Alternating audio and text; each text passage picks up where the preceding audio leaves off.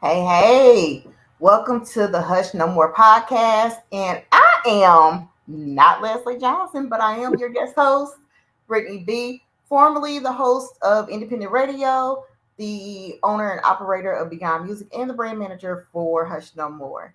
And today I will be interviewing Miss Leslie Johnson herself. Hey, girl, hey. Hey. We're going to cover a whole lot. Pertaining to her career, her company Hush No More, and the current state of the WNBA and so much more. But for now, we're going to get into, so if y'all watch, Leslie does like this tribute to all of her guests and do a little bit of highlights. So here's me surprising her a bit. Oh, okay. We're going to getting stronger. This is how legends are made. Above it all, untouchable. Yes. So this is our very own legend, and we're going to show what makes her legendary with this nice little highlight reel from Purdue University and her time there as a wonderful athlete.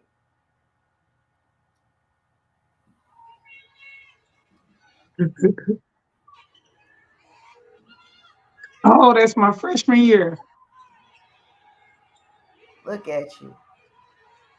Look, I know just enough about basketball to be lethal, but let me find out you out there being a nice little center man.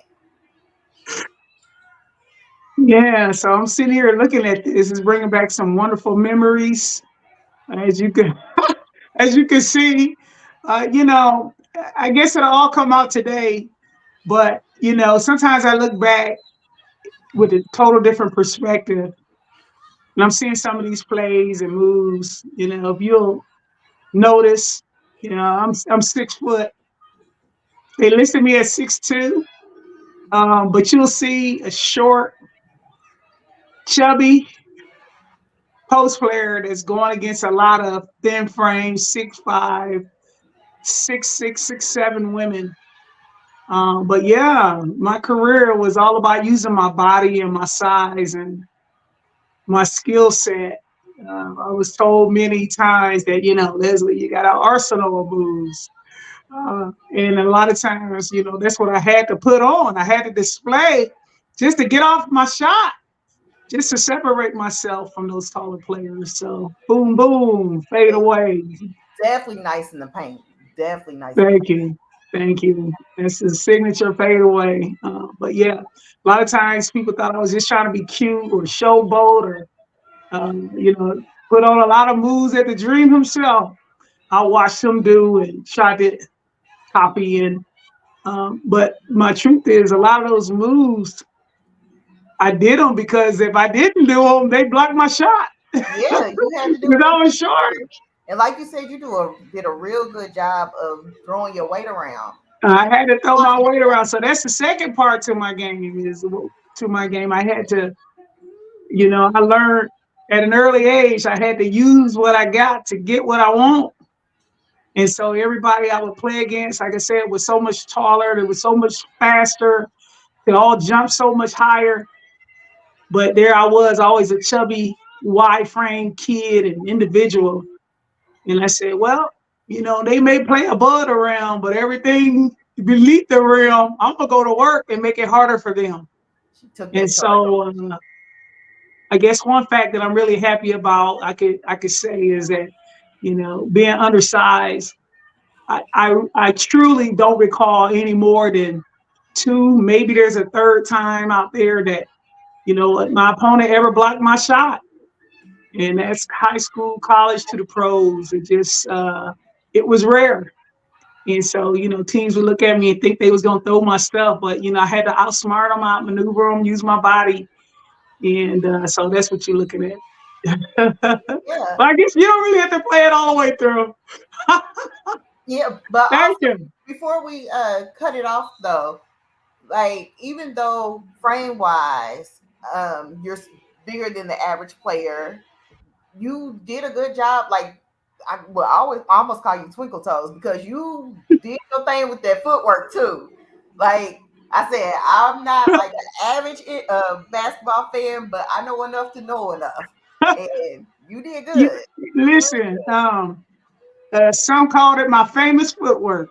That footwork was something else. And I just call it fundamental basketball in the post. Something that I'm I'm a little bit disappointed that seems to be disappearing in the game because there's so much running the floor, shooting the three, driving to the basket. And I'm like, what about the post? Get inside. Like I'm yelling at the TV all the time because I grew up watching, the greats go to work on the inside. And I thought that was an art form in the low block. When you see Hakeem Olajuwon doing all the dream shakes and maneuvering himself and fading away and spinning and going up and under and all these certain post moves. And, I enjoy, like I said, the art of the post. I got my nickname, Baby Barkley, because Charles Barkley was short, but he used his size. He had quick footwork. And so people saw that resemblance. And so, yeah, look at me. Look at the big girl spin on them. Yeah. That spin was definitely nice. I had these really good footwork. And so a lot of practice, a lot of studying.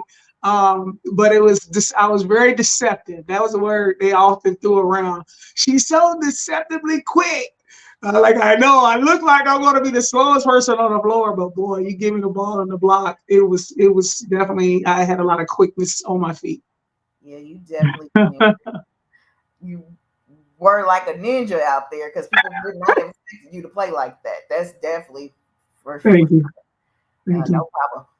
So let's start at the beginning of everything.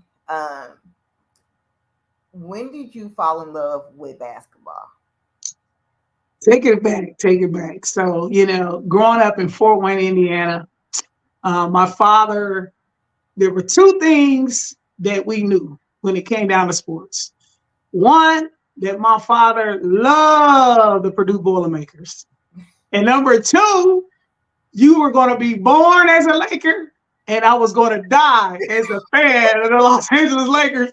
And it was going to be passed on from generation to generation, right? Right. And so I grew up watching my father scream and yell at the TV. And in those days, the famous rivalry was, Bird or Magic. Yeah. And so my father loved Magic. He loved Showtime. And so I would hear so much excitement going on in the living room because my mother would kick my dad out of the family room. He wasn't allowed to be where all of me and my sisters were. But I would hear him screaming, at the TV. And I was like, man, let me get some of that. Let me see what is going on. And so what I discovered was my father screaming because of the excitement of watching the Lakers run up and down the floor and Magic Johnson smack his teammates around and get the crowd going. And I thought, oh my goodness, this looks fun. This looks great. This is so exciting. And so it was the excitement watching Magic love the game is really what triggered my career, was his love of the game. And then it would later, it would snowball into me becoming a student of the game. But I loved how he adored his teammates, how he, made people better. And so that was always me. I always wanted to be a leader. I always wanted to make people happy and put smiles on their face. And so as a basketball player, as an entertainer. And so that was what got me started. And I will briefly just let you know from that moment, it went from watching all the games, any game, like I was just, like I said, a fan, to just shooting the basketball on my parents' roof of the house because I didn't have a goal, but I had an imaginary rim in my head that I just started shooting and shooting and shooting. And it took a little while, but my parents was just like, it's probably best that we just put her a basketball goal out here because, she just won't stop shooting on our house. So, yeah, they end up giving me a goal outside and I would, just want to play. and I played, and until I would get in trouble because it was after dark, and I'm just now walking in, but I love the game. And I think that's what's so important, telling my story, that how much I cared for the sport, and I loved my teammates within the sport. And so I think sometimes that piece of basketball gets misplaced. Everybody want to be a celebrity, but do you love the game? Because that's what's going to make you practice. That's what's going to make you work. And so I had a thing that nobody was going to outwork me, and nobody was going to play harder than I was going to play. And last piece that I would later really step into was I just had a motto in my own head that, I was going to leave every floor with nothing left to prove, that I wanted to dominate. I didn't want to play well. If I played well, I felt like I lost, like I didn't have a good game. Like I wanted to dominate. And so from that, you see, my stats where I shot 81% from the field, 29 points a game, 14 rebounds a game. But, 7 of those in high school were offensive rebounds. Just get after it. And so I love the game. I love the game. That's how it started. That definitely makes sense. So much so that 11-year-old Leslie Johnson decided to write this letter to God, asking him to make her a great basketball player, to help her to become like her superstar at the time, Vanessa Williams. What inspired you at 11 to say, you know what? I am going to ask God. Because most 11-year-olds, you talk about them in church and faith, they could care less. Well, I grew up, like I said, in Fort Wayne, Indiana. And if you do your research and Google Fort Wayne, Indiana is called the City of Churches.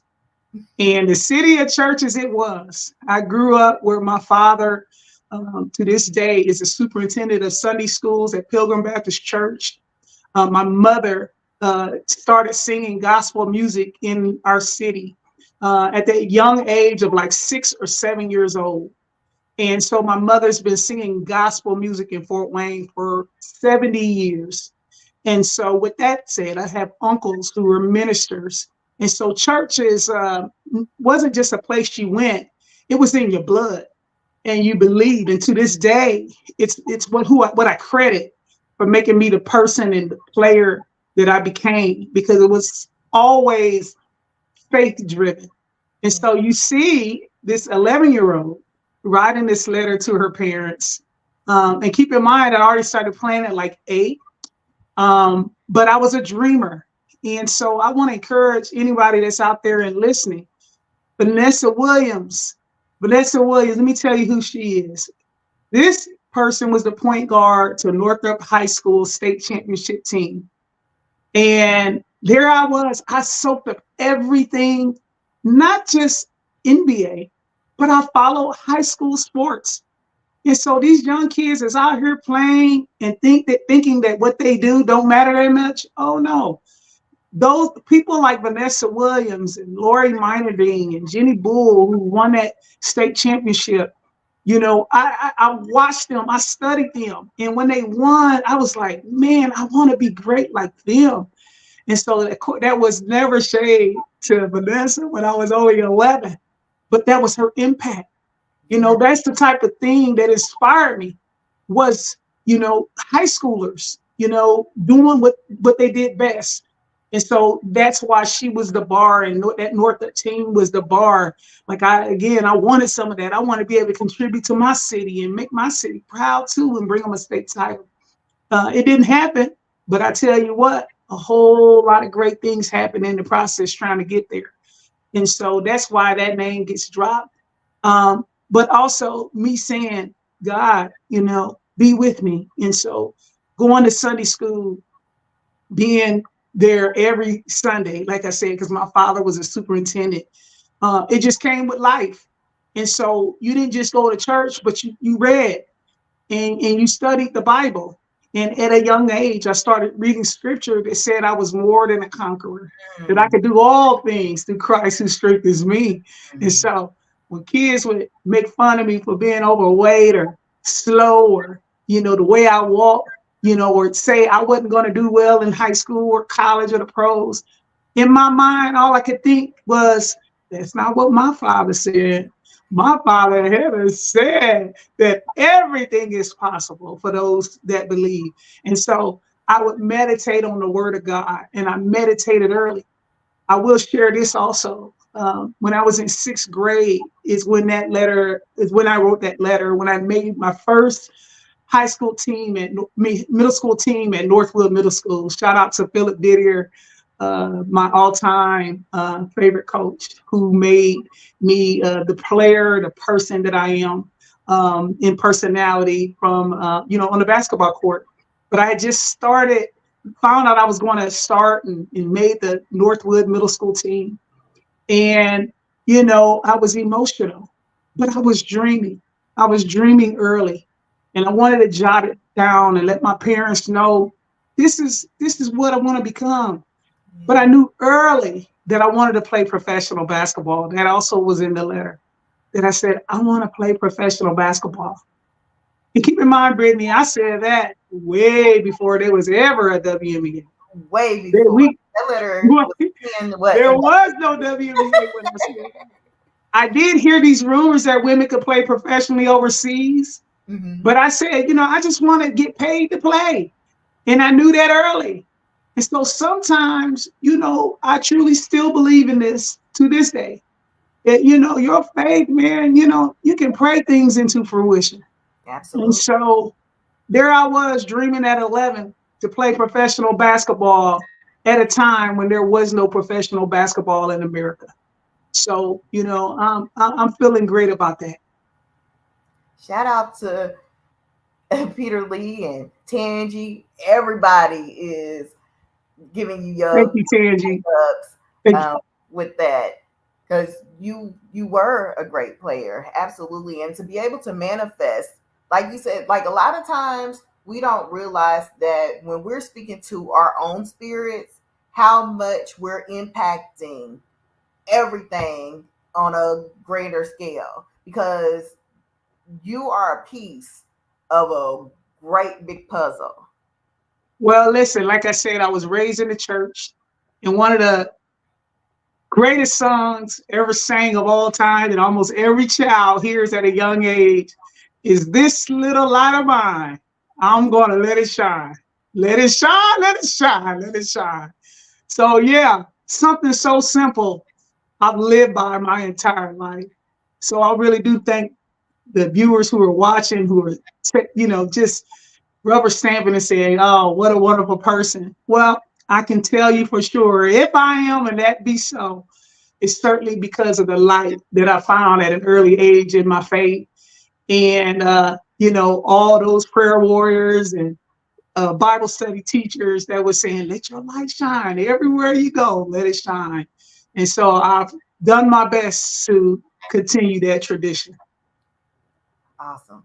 So let's navigate through the earlier parts of your career. So, like you said, in middle school, you made the team. You Mm-hmm. went to play for Northrop High Mm-hmm. and did outstanding there, of course, holding a lot of records for your high school. You also were a part of quite a few AAU teams where you also were a star. And then you graduated high school and went to Purdue University. Well, let's Tell pause because there's a lot to unpack in the few points you just made. First of all, I want to say shout out to Tiffany Gooden. Tiffany Gooden was and is a local legend in Fort Wayne, Indiana. Me and Tiffany were the first members of the AAU Decatur Thunderbird team. And I'm going all the way back to 88 at a time when there were no AAU teams, boys or girls, in the Fort Wayne area. And hmm, so Decatur saw these two young middle schoolers that were tearing it up, and they invited us in. And in our first year, we won the state title, me being the state MVP from that sixth grade summer. And me and Tiffany would go on and win, national titles for the AAU, Decatur Thunderbirds, for More Magic. And it was unprecedented. And so I really wanted to make sure I paused there because we were setting unprecedented lines and boundaries and things that to this day, everybody seems like plays AAUs. Everybody finds an AAU team to get on. Well, you know what? It didn't even exist until Leslie and Tiffany Gooden shined a light. And when we won the national title, people started going, oh, what is this AAUs? What is it about? And so Fort Wayne needs to know that and be proud of that it was two young girls that brought that history into our city and won the state and the nationals with it. And so at the young age of under the 11 and under, 13 and under, all the way through for every year I played in AAUs, I was an All-American. So here I was an All-American at 11 and 12 and 13 and 14 from AAUs. And so that's how teams really began to recruit me and know who I was and know me at an early age, because we were doing it all on a national scale. Oh, yeah. And so at Northrop, yes, I had a great career, 18 high school records that still stand to this day. But I also was ranked as the best center in America out of high school. And with that said, again, I want to make sure I unpack that. At that time, the teams to go play for were USC, Louisiana Tech, Texas. Those were your elite schools. Mm-hmm. Really, very few to almost none stayed home and went to Purdue, especially. Notre Dame was non-existent with success in women's basketball. IU wasn't doing much, hadn't been very successful in women's basketball. But it was the moment that me and a few other freshmen, Janon Rowland, Lampley, Danielle McCulley, Mickey Taggart Collins, we were this Fab Four freshman class. But I chose Purdue University, marched them straight to the Final Four, national freshman year, All-American as a freshman. A lot of things was just magical. But yeah, it all began early from Fort Wayne. And one more shout out I got to give it to Tiffany. Me and Tiffany was on the same team, and we made each other better in practice, but then we competed against each other through high school, pushed each other, and we were like the Larry Bird and Magic Johnson, through competition. I see her points go up. They made me take my points up. I get more rebounds. So we increase because of one another. And so it's always love for Tiffany Gooden for the things that we pushed each other to become. And so Purdue, yep, as a freshman, National Freshman of the Year, first team All-American, leads Purdue to their first ever Final Four. And with that, we did become the first team in Indiana history for women's basketball to reach a Final Four. That is amazing. Actually, you guys are celebrating 30 years. That happened 30 years ago. So congratulations on that feat. Time flies. That's amazing. Time flies. That is amazing. Thank you. So how did that feel at that time? Like as a freshman, because, a lot of times freshmen in no matter what level you're in, like you're at the bottom of the barrel. You don't necessarily get to play with the big leagues. You don't get to play in time. Like you have to compete to even get on the floor. So what was that like as a freshman? Well, like as I said, when I came out of high school, I was ranked the number one center in the country. And so I had offers from Connecticut. I had offers from USC. I had, Louisiana Tech really wanted me there. And matter of fact, Iowa, who's now in the headlines. And, Iowa USC was part of my visits. I turned all those schools down to go to Purdue University. But when I got there, the expectation for myself was high. I wanted to lead Purdue to their first ever Final Four. I said it on day one. But what was crazy was that a lot of people just didn't believe. It's like, no way, Purdue has never gone that far. It can't happen. But from an early age, I've always said it can be done. If it can be done, why not me? Give me the ball. Let me lead. I'll take us to where we gotta go. And so I've always had that confidence that again came from my faith. And I did that as a freshman. And when we marched straight to the Final Four, what it was like, it felt like a dream.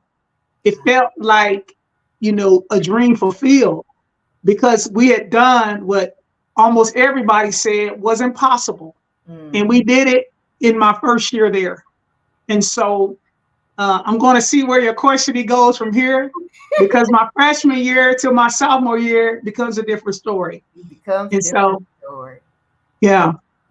So let's actually head on down that road. Okay.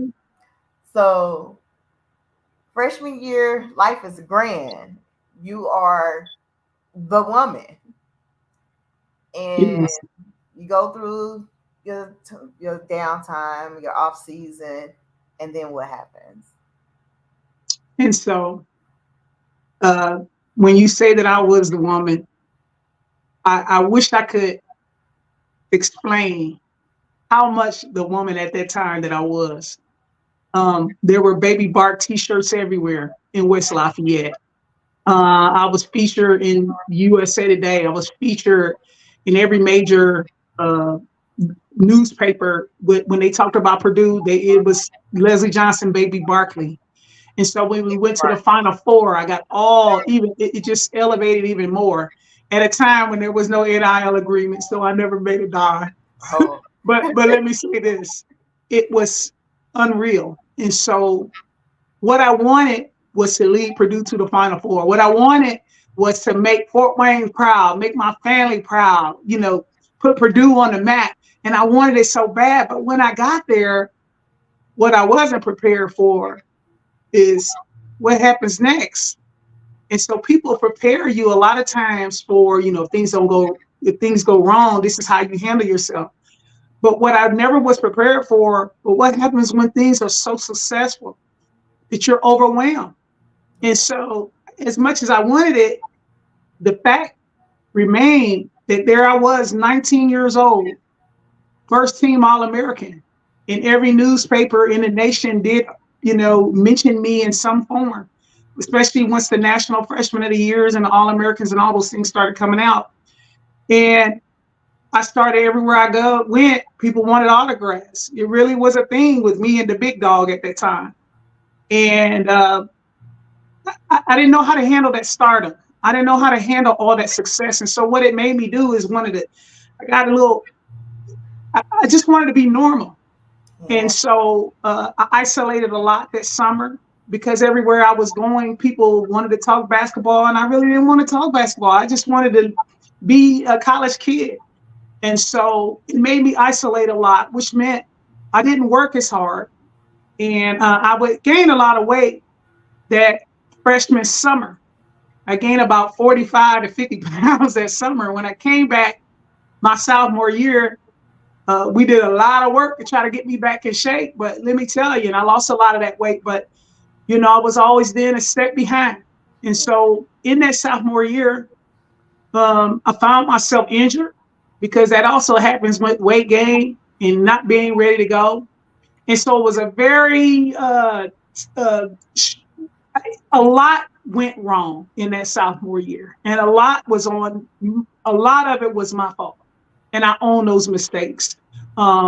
But again, a lot of it came because I just didn't know how to handle the success so young. Yeah. And so, like you said, a lot of people are taught how to handle failures. You're told, okay, you just get back on the horse, you keep going. You pray your way through, you do this, but you're not taught to be a celebrity. So I really want to hit it because you nailed it. Yeah. Get back on the horse and keep going. So my sophomore year, I went from averaging 18 points a game to something like, 11, 12 points a game, which most people as a sophomore, they take that and love that for a D1. But for me, that was a failure. That was a big time failure to go from 18 to 12, and my minutes went down because again, I wasn't as prepared as I was the first year. And I didn't want to accept that truth at all. I was just like, no, I should be out here. And then it was just a lot of frustration. And so I also was dealing with some losses that were personal to me that happened back home. There was just so many things that sophomore year that started coming upon me. And so I'm going to tell you what happened and let anybody that want to hear this know that halfway through the season, my sophomore year at Purdue, I decided to step away for personal reasons. And that was the only thing that I would say was personal reasons. And the reason I said it that way was because in 1994, 95, I felt I would have been slaughtered to just say I'm stepping away because I'm depressed. Yeah. I'm struggling to cope. I'm struggling to handle not being ready, being disappointed in myself. Didn't want to tell anybody because I felt like people would think that I was crazy. I felt like I would be marked. I felt like I could be blackballed. And so what happened was, there I was drowning in my own self and did not know how to get out and did not know how to tell anyone. And so at 19 years old, after I had now stepped away, walked off the team halfway in that sophomore season, it actually made it worse in a lot of ways because I gained even more weight. Most would never know that I gained almost 100 pounds between leaving Purdue's team and before my arrival to Western Kentucky because I sat out a year. But between that time, while at Purdue in West Lafayette, Indiana, at the age of 19, the depression just really began to take over me. And so I can't remember exactly which month, but after I walked away from the team, one of the worst days of my life was, my roommate, Danielle McCulley, my best friend to this day. She had been gone from our apartment all day. But I felt like I failed. I felt like I let everybody down. My family, like I said, my friends, my community, my university, my city, and I didn't know. And so I thought, why live? And so I took a bunch of pills and I attempted suicide at the young age of 19. And only by the grace of God, like I said, Danielle had been gone all day. She walks in. I don't even remember walking in because I was unconscious. And she begins, doing all type of maneuvers to make me vomit. And I woke up in a pool of vomit, sweating, and she saved my life. And from there became a lot of hard conversations because, of course, going to that extreme, she thought I knew it was bigger than her, so she let my parents know. And I never forget my father telling me, Leslie, I don't know how fast I drove, but my daughter. Yeah. And for you to get to this place, how did you get here? We didn't know. And I said, I didn't want you to know. And that's what love will do. It'll protect, but it also make you keep things inside that shouldn't be inside. And so they was like, we would have talked to you. We would have told you, we loving you through this. Like, you can rebuild. You can stay here. You can go. You can, everything you ever had, you can get it back. This is not the answer, but I didn't hear that before because I didn't want anybody to know. And so from there, my father said something that was very important. My father said, let me tell you something. If God gave it to you, God can restore it. Do you hear me? If the Lord did it once, he'll do it twice. He'll do it twice. And so I made up my mind from that moment, that hardship moment, that I couldn't stay here in this state of depression. And as good as I had so many great times and memories at Purdue, at the end of the day, that attempt on my own life, I knew this is not a good space mentally for me to stay in. And so for mental health reasons that I never disclosed, I chose to start over again. I knew I needed a fresh start. And without all the pressures of everything that I had once was, and can she get back to where I didn't want any of that. And so I chose Western Kentucky University, somewhere outside of the Big Ten, still only, about 5 hours away from home, family oriented, Southern Bells. And I chose that university because Paul Sandiford was such a great man of faith. But he also, he was somebody I felt I could tell some of the things that I had gone through.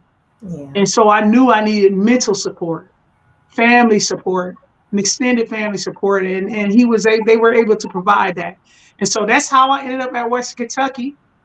And like I said, I arrived at Western Kentucky at 320 something pounds. I played as a freshman at Purdue about 235. I arrived at Western Kentucky at 330. And I knew to almost anyone and everyone, it seemed like it was going to be over. But I was just determined that that wasn't going to be my story. And so I got with the coaches and they said, listen, you're too big to run, but you can walk. And so I walked off about 70 pounds of that before I could begin to play. And my saving grace was the fact that I sat out a year. So by the time I returned, nobody knew that I had gained so much weight and all that had happened. But that's my story. And so all I could hear once I arrived at West Kentucky was Rocky music in my ear. Dun dun dun dun dun dun. Time to get back. Dum dum dum dum dum dum. I was like, I'm coming. Now, I'm coming. If God saved me, there must be more for me. Yeah. And so that's how I became the comeback kid. Yeah, absolutely. Unfortunately, during that time frame, like you're absolutely right, there was a stigma attached to depression, attached to mental health overall. If you were going through anything like that, you were considered crazy. Yeah. And being on the platforms that you were put on and being there surrounded by people who knew you, I can only imagine how hard it was having to, one, face your failures on your own, or what you define as failures on your own, and then having to basically remake yourself in a whole new space. So yeah, I had to remake myself in a whole new space. But again, that old rugged cross, right? yeah. The old rugged cross. And I cling to it then. And it got me through a lot of hard times. And I just had to turn to scripture to give me the power, to give me the strength. And I would just read about David, doing the unthinkable, slaughtering Goliath. And I would read about things that, should have been, Daniel in the lion's den, where he should have been gone. He should have been, dead. And I knew my story, that I could have been gone. I should have been dead, but grace kept me.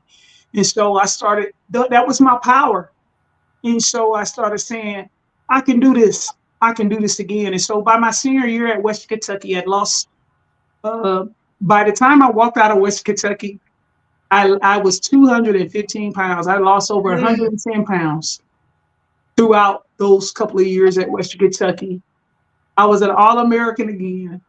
I was first team all-conference on every year I ever played, from high school through every full season that I ever played in college.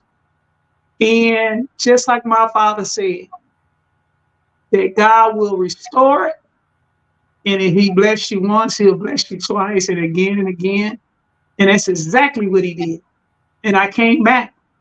And so I have to transition that into this. And so, of course, that was not the end of my story. So just when you feel like, oh, you did it, you made it, you overcame so much, you beat depression the whole nine. Well, I'll never forget my house being full of reporters, us having a pizza party, because the USA Today had just written that I was going to be drafted no later than the second round to the WNBA. And the first round, second, and the third round went. I never was drafted. And as an All-American, I wasn't drafted. And there's a lot of other factors that led into that. Because again, this is only 9 teams in the WNBA at that time. It was so hard to get in.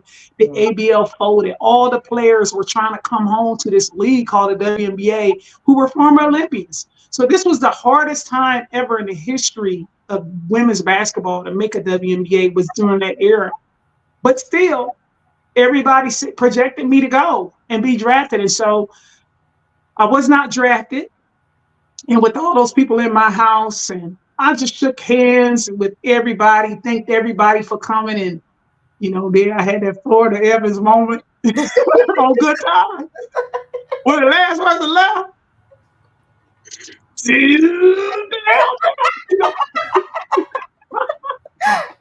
was like, I can't believe what just happened. Everything I worked hard for. I just lost 120 pounds. I was an All-American kid. Then I played great in the trials, WNBA trials. Everybody projected me here and projected me there. I didn't know what happened. Yeah. But I was rejected.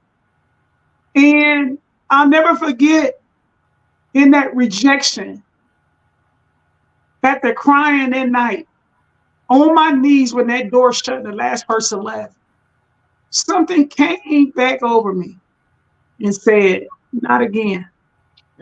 Not again. Because see, I had been through this before. I'd already experienced struggle and loss and grief and lost it all. I'd already attempted suicide. I'd already been depressed.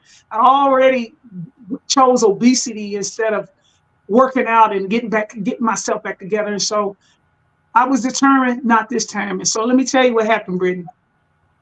And so the very next day, and I never gotten up that early in my life on my own, but 5 o'clock in the morning, I got up out of my bed the day after not being drafted, and I began to walk my neighborhood. I waited for the gym to open, and I showed up at the local YMCA. And that went on for over a month and a half. And my story goes like this. So I didn't make it. I just kept saying, well, I'll just go overseas and play professional basketball over there. And I just kept working out. Just a local average Joe. And you can't make this up. The very last day in my apartment at Western Kentucky, the very last day, I closed it up. I drove home, car packed full of all my things from my apartment. And I pulled up in my parents' driveway. But before I could get there, I seen my mother running out. And I'm like, what the mama doing running out the house? What? And then right behind her, that's my dad. And I hear my dad go, Leslie, we've been calling you. We looking for you. I'm like, why? You haven't heard? I'm like, heard what? You haven't heard? I'm like, heard what? Leslie, the WNBA, Washington Mystics call. And tomorrow, you fly out to go play for the Washington Mystics at the Staples Center. Of all places. Against the LA Sparks. And I gotta say that again so people understand this. I just said the day before I was at the local Y. I kept going. The following day, my father was telling me, tomorrow you will play for the WNBA Washington Mystics at the LA Staples Center. So this is part of my mission of why Hush No More came out, because the lesson that I learned from that, don't you dare give up, give in. because you don't know, like I did not know what tomorrow will bring. You Absolutely. don't know what tomorrow will bring. I could have gave up when I didn't get drafted. I kept going. And look at how God blessed me. Mm-hmm.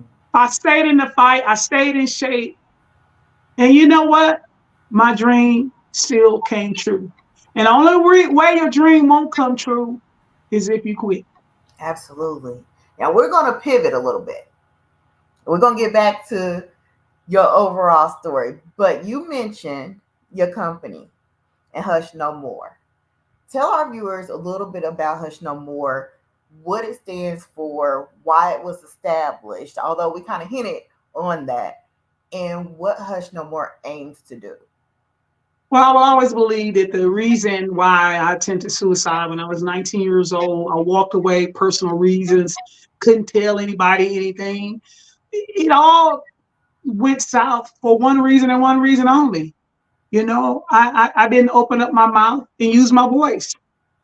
Had I told anybody about the pain I was going through or tell people that I was struggling to cope, struggling to handle the pressure, in any way, but I felt silenced by the system. I felt like universities wouldn't understand, people wouldn't understand.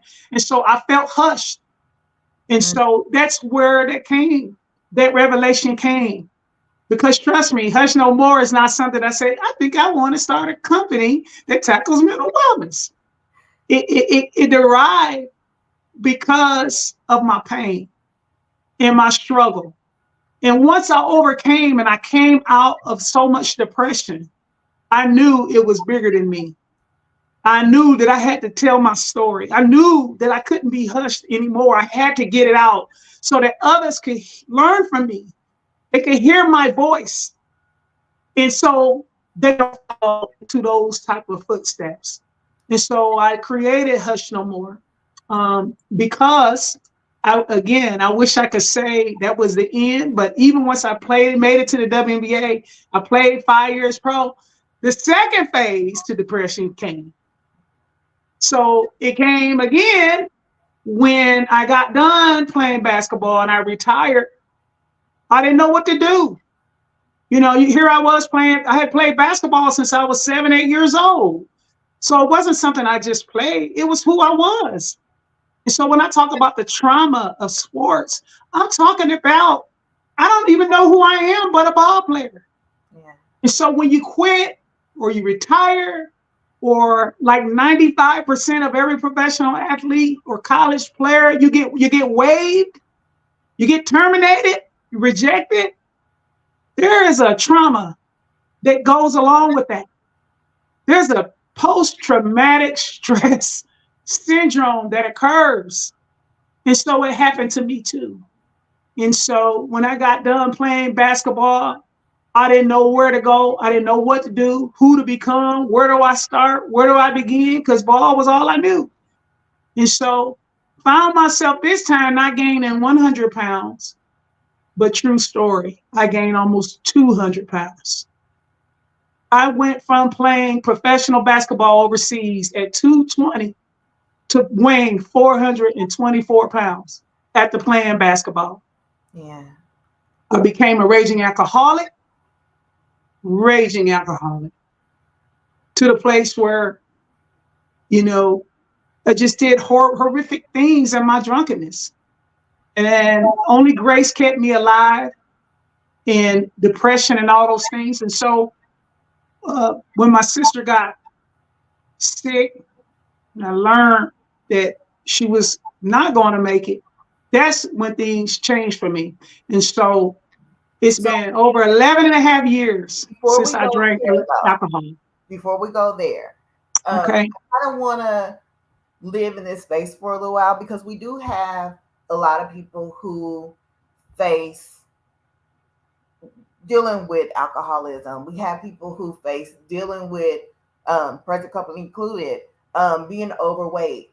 And it's different, I assume, for an athlete when you go from being held to certain parameters and you find yourself no longer living the life that you're accustomed to, and you do find yourself living here. Like, what was life actually like for you as far as the people around you? Because sometimes I think that plays a big role in who you are, and those who basically contribute to the toxicity that goes on during that time frame. So tell us what that looks like, and then talk to people who are currently in that space. So with alcoholism, no one wakes up and become an alcoholic. So, my story and everyone's is a little different. But my story started in happiness, right? Because when you win, let's shots everywhere, shots, and we celebrated. And so it was a thrill. And then when you play overseas and you all alone and all your teammates are gone, now you're just continuing to drink alcohol, but you're drinking by yourself and you're creating ways in your own mind to have a good time because you're somewhere in Yugoslavia somewhere, or Turkey or Israel. And so there I was, the only way I could find fun for myself was a drink. And so, it started off as fun. And that's why I talk about the dangers of alcoholism, because, it starts off fun. It starts as celebrated.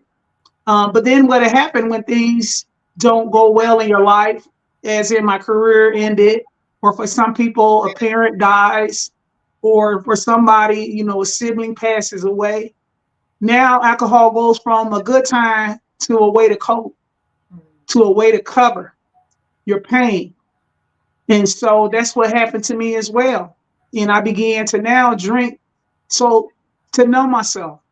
So I had to feel the fact that I didn't play longer in the WNBA. I made it, but isn't that something? That wasn't good enough.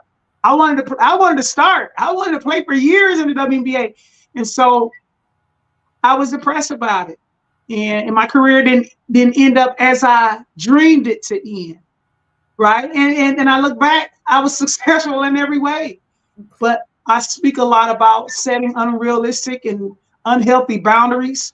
And that's what I did to myself. Nobody put that pressure on me.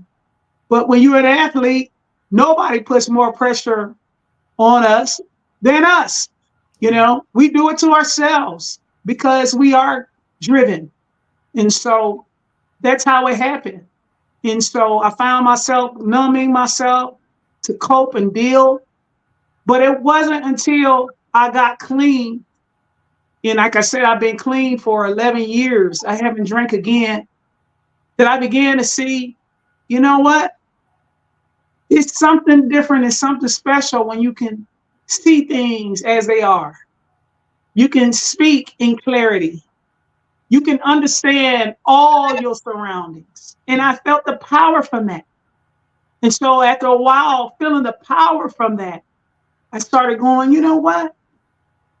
I believe I survived this because I need to save somebody else. I need to help somebody else. There are plenty of other pro athletes that's going through this that has found other ways to numb themselves, whether alcohol, whether it was substance abuse, or they lost all their money.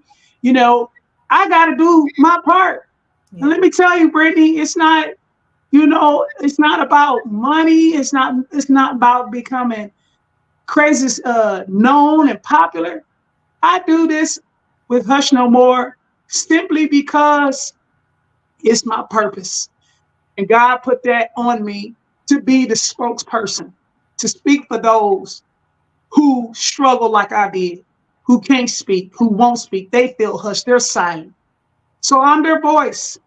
But I hope someday it becomes a movement. And I hope that one day people look back and they say, it was Leslie Johnson. Part of what she did that sparked something. And so now others are beginning to tell their stories and they're beginning to help others as well. Definitely congratulations on 11 years of sobriety. That is not an easy feat, I'm sure. And it's remarkable. So very much congratulations on that. Thank you. Before I interrupted you to have us sit in that moment, because I do think that it's important for us to not only lend ourselves to those who are on the other side, but those who are going through, and let them know that they aren't alone and that somebody definitely relates in the moment. Because a lot of times you get people who are advocates and they speak to the person post, like, I'm here, I understand, but you never really quite get the this is what it was like in the midst of. So that's why I wanted you to be able to speak on that part, to speak to those to know that Leslie knows exactly what you feel. But before I had interrupted you, you were lending yourself to your journey or speaking on your journey of getting to that point of sobriety. You had mentioned your sister. And Hush No More, I am awarded the opportunity to be the brand manager. And I think that as a brand, not only do you allow yourself to be available to people who have experienced different aspects of their lives as far as substance abuse or depression, but another component of what Leslie has gone through and is able to speak to other people about is navigating through grief. So I do want to talk about that part of your life, as comfortable as you are discussing it. Because I think that your sister, and I've never said this to you before, but I think that your sister is your guardian angel in this walk with Hush No More. And she has helped to order. She was there telling God, yes, let's order this for my sister. These are the steps that My sister, Erica Nevette Johnson, when she died, she left my niece, who was 7 years old, who next month will graduate from high school. Beautiful young woman she's become, so much like my sister, Erica. But I started this journey when she was sick. But let me tell you, when my sister died, at that point, I could have just lost it and went back even worse, drinking even harder. But I made up my mind that my life, with the things that I overcame, the grief that I now had landed in my hand, to now face life without my best friend. Erica was my best friend. We talked 2 times a day, sometimes 3 times a day, every day. And she was gone. But I made up in my mind that I was going to make her proud. I made up my mind that everything that I was going to be, starting from that diagnosis, all her diagnoses to this day, that it was going to be for a purpose. It was going to be for a blessing to somebody else. We got a whole movement that's out here. Everybody talk about self-love, so love yourself. It's all good. But the word of God says to deny yourself and take up the cross. Deny yourself and take up the cross. And so my life with this company, Hush No More, I decided I'm going to deny myself, meaning it's not about me. And I'm grieving, but I got to continue to bless somebody else. I'm crying, but I got to keep on blessing somebody else. I'm hurting, but I'm going to keep on blessing somebody else. And so my sister is a guardian angel to me. The spirit of my sister, the love that she would give, the kindness, the motivation, the support she gave me was enough to last me a lifetime. And I still hear her voice in everything that I do. And it's just like, Les, she always told me, she said, Les, ain't nobody like you, sis. Ain't nobody like you. Everywhere you go, people love you. And so, I think of these things and I just use it as fuel to be better every day. Yeah, in the midst of you achieving your sobriety, of course, we look at you today, and clearly you are not 400 some odd something pounds. So we know that beforehand you tackled your weight gain in the gym. You, at this point, the YMCA definitely owes you some type of sponsorship or something. because you did a good job of attending there and getting to where you need to be. But as far as the weight gain and the now weight loss, tell us how that occurred and what that journey was like. So, I sit there and I look at those pictures. Pastors say this, you know, I'm not where I used to be, but I think I'm not where I need to be. I'm definitely not where I need to be. But I thank God I am not where I used to be. And those pictures and so much of that, that was in 2008, those photos. It's 2024. And what you're looking at in there was Leslie Johnson accepting the help. And let me tell you, I've had my share of people that when I was even that big, 420, say, you a former pro basketball player. Just work out, just walk, just do this, just do that. But people didn't understand how hard it was for me always. Always. I've always been the chubby kid and obese, have obese tendencies. And so when I found myself 420, there were times I dropped down 20, 30. Well, I still got 190 to go, and it became overwhelming. People would say, how could you gain so much weight? Well, lots of beer, lots of eating. But then when I see those pictures, all I see is pain. And what we got to start doing and stop doing in Black America especially is rejecting the help. I should have got counseling at Purdue. I would have never went there. But one thing I'm proud of is the fact that I had gastric bypass. Because I know for a fact that was probably the best decision I ever made in my lifetime. And I'd be dead. I would not be here today had I not got that help, accepted the help.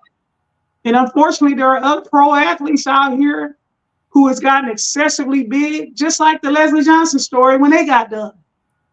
But they haven't accepted the help. Sure, they could work out. Sure, they could find other ways. But if it's not working, accept the help. Save your life. They tried to tell me at that time that I was almost a diabetic. And after that surgery, I'm not a diabetic. Never was anywhere near becoming a diabetic since. I was on blood pressure pills. I'm not on blood pressure pills, nothing. So again, cosmetically, I look in the mirror and I'm like, oh, I can stand and lose some more weight. But you know what? That surgery saved my life. And I wish other people accept the help. It takes courage to do these type of things. You're not weak. It takes courage. And I tell you what, I'm also super proud that it's been, over 15 years. And I've still never, because a lot of people gain a lot of that weight back. I gained some, but I never, ever reached those levels again. Why? Because I made up my mind that I was going to be better and do better. So accept the help. Accept the help. And that ties itself to a lot of topics that we've talked about. Like you said, initially with your journey going through Purdue and your suicide attempt and the depression and the substance abuse, accept the help because it's definitely out there. So Leslie has definitely experienced her share of ups and downs, a whole lot more ups than the downs. And absolutely, she stated that it's our responsibility to deny ourselves. And she has definitely done that. And she has allowed herself to take in two beautiful children. They are so gorgeous. And she is a mom via adoption. And I know that handing you guys my story a little bit. It's a lot of people who don't know this. There's a lot of people who are close to me that don't know this. But I struggle with fertility. And part of my conversations that I've had with those who do know has been their suggestion of adoption. And to migrate through my mental states with that, I want to thank you for allowing yourself to take in children who needed someone to love them. And I want to talk a little bit about that experience from a mental health standpoint, and what that was like. Not necessarily dive deep, but just from a mental standpoint, what that experience has been for you. Yeah, well, listen, God never stops amazing, amazing me. There's a lot of little things like this that happened in my life that put me in that position. But yes, I ended up adopting two amazing boys, Declan and Daniel Johnson. And they both have their share of special needs, because of the biological addictions. And so my weight is heavy. And so when we talk about the fact that I continue to, fight through and, break barriers, I really appreciate you mentioning the adoption because, you know, that's something that takes a lot of prayer, a lot of strategic planning.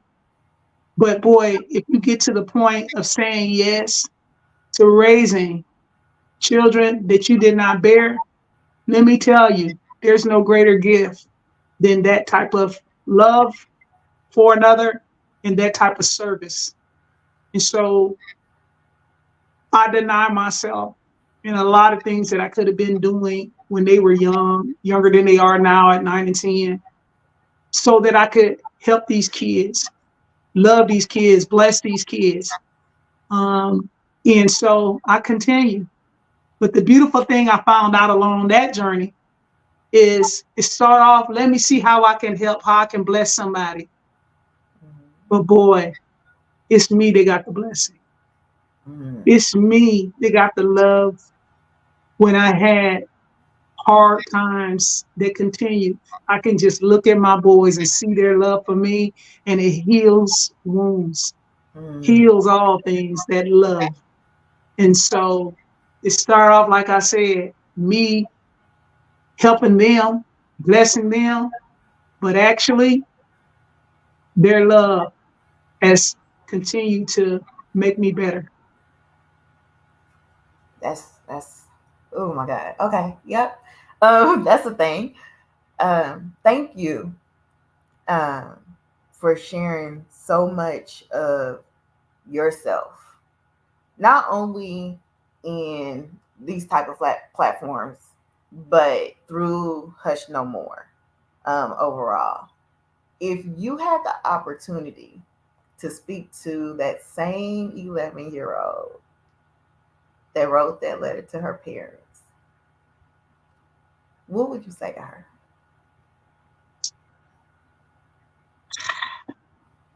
I will have to end with this, but I would say to that 11-year-old, you did it. And you did it because God did it. You kept the faith, you fought the good fight, and now everything is blossoming into fruition. So thank you for having me today. Thank you for having me. This has definitely been a great experience and a great conversation. Thank Um, you. Again, thank you for telling your story. Thank you. Thank you to the listeners and those who are watching and those who will watch. This is Brittany and Miss Leslie Johnson with Hush No More.